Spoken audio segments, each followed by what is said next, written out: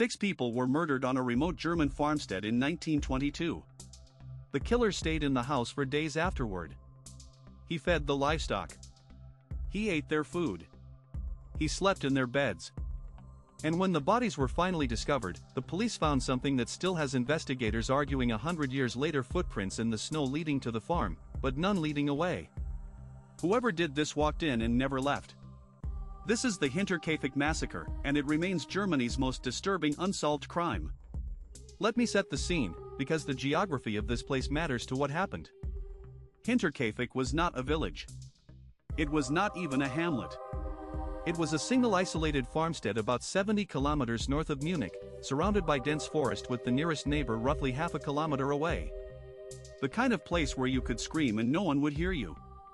The kind of place where something terrible could happen, and days could pass before anyone noticed. The farm belonged to Andreas Gruber, 63 years old, and his wife Cecilia, 72.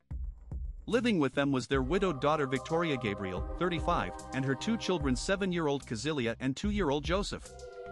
The family also employed a maid, Maria Baumgartner, who had only arrived at the farm that very day.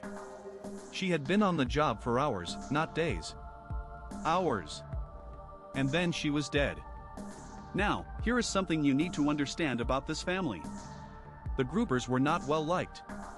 Andreas Gruber had a reputation in the community, and not a good one.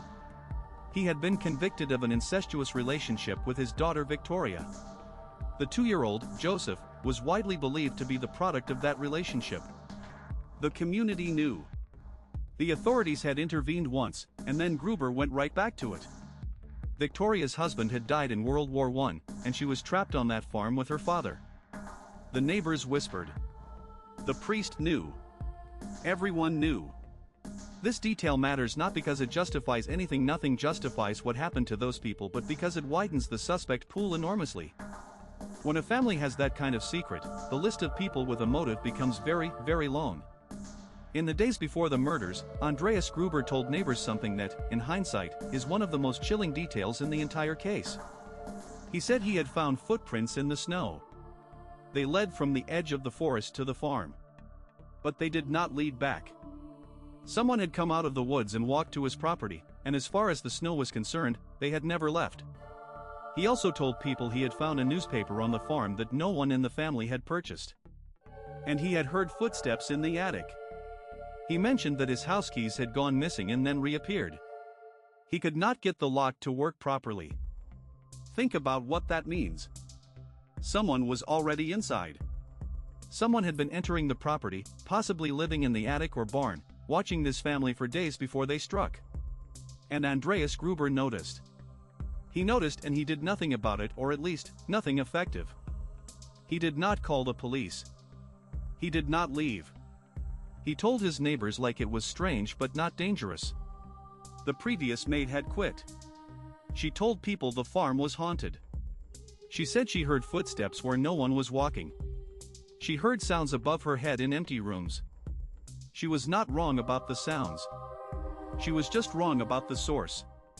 It was not ghosts up there. It was something much worse. Before I tell you how these people were found, and I need to warn you, this is one of the most disturbing crime scenes in European history. If you are the kind of person who cannot look away from cases like this, you need to subscribe to Mind Trap. We go deep on the cases that other channels only skim. Hit subscribe, tap the bell, and let us keep going. Because what they found on that farm is something that investigators are still trying to make sense of a century later.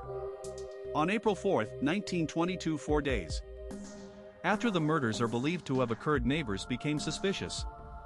The children had not shown up at school. Victoria had missed church. The mail was piling up. A group of neighbors went to investigate, and what they found has never fully left the collective memory of that community. The first 4 victims were in the barn, stacked on top of each other and covered with hay.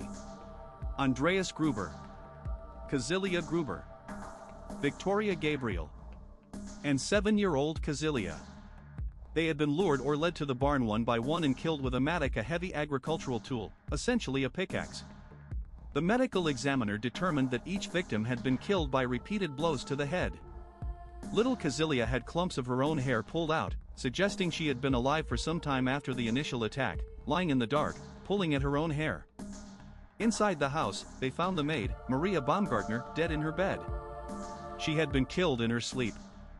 And in the bedroom, 2-year-old Joseph was dead in his crib. The same weapon. The same method. Now here is where the case becomes something beyond ordinary murder. The evidence showed that after killing all 6 people, the murderer stayed on the farm. 4 days. The livestock had been fed and watered. Meals had been prepared in the kitchen and eaten. Someone had been sleeping in the beds. There were signs that the murderer had used the fireplace, moved through the house, lived in it as if it were their own. This was not a crime of passion followed by flight. This was someone who killed a family and then settled in, comfortable enough to stay. That implies either someone so deranged they had lost connection with reality, or someone so calculating they knew with certainty that no one was coming to check. The investigation was a disaster from the start. Remember, this was 1922 Germany, the Weimar Republic, political chaos, economic collapse.